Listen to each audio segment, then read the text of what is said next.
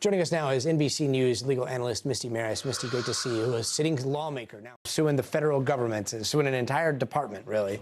How does that work? Yeah, Gotti. So the first thing that would have to be established is what's called legal standing to bring a lawsuit. And in order to establish that, Kelly has to show that he would be personally harmed by the conduct of, in this case, Pete Hegseth and the Pentagon. Well, because this relates specifically to his retirement benefits and military rank, that won't be too hard of a bridge to cross. But there's going to be a lot of issues relating to separation of powers, that these statements were made by Kelly in his role as a congressman, that he's not an active military member. There's so many different factors here because you're talking about the administrative procedure seeking to affect his military benefits, and now a case that's being opened in a federal court seeking to put that on pause. So a lot of things happening at the same time, one to watch here. I mean, does it seem like Kelly has a solid legal case here?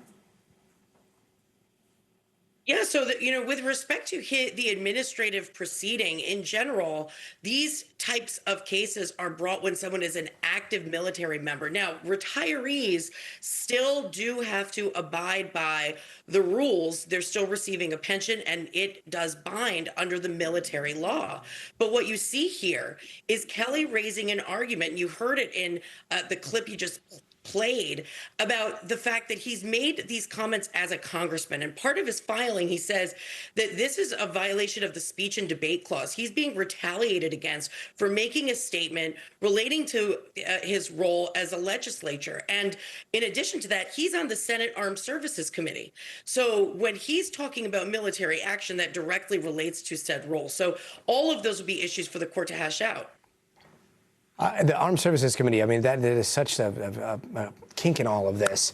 I mean, how do you see this moving through the courts? And when it comes to conflicts of interest, like we are going to see those raised, right? Of course, we would see them raised, but what I think we'll see right now is we're at the very beginning stages. So it's important to know procedurally what's happening.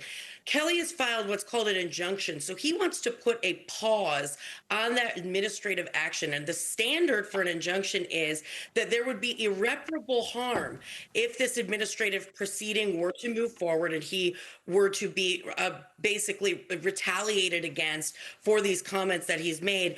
And there's a likelihood of success on the merits. So those are the two arguments. And you see why he's focused on the chilling effect that this would have on other members of Congress or lawmakers generally. So that's what that irreparable harm prong is. So the court could say, we're going to put a pause on this and not allow this administrative procedure to move forward. But Gotti, in some cases, before a federal court will get involved, they require that administrative process to play out. It's called exhausting all administrative remedies. So the court could really go either way on this one. And remember, it's important to know there's a dual path here, right? There's the administrative proceeding, which is of great consequence, in addition to now this federal court injunction that's being sought. Misty Marris, appreciate your analysis. Thank you so much.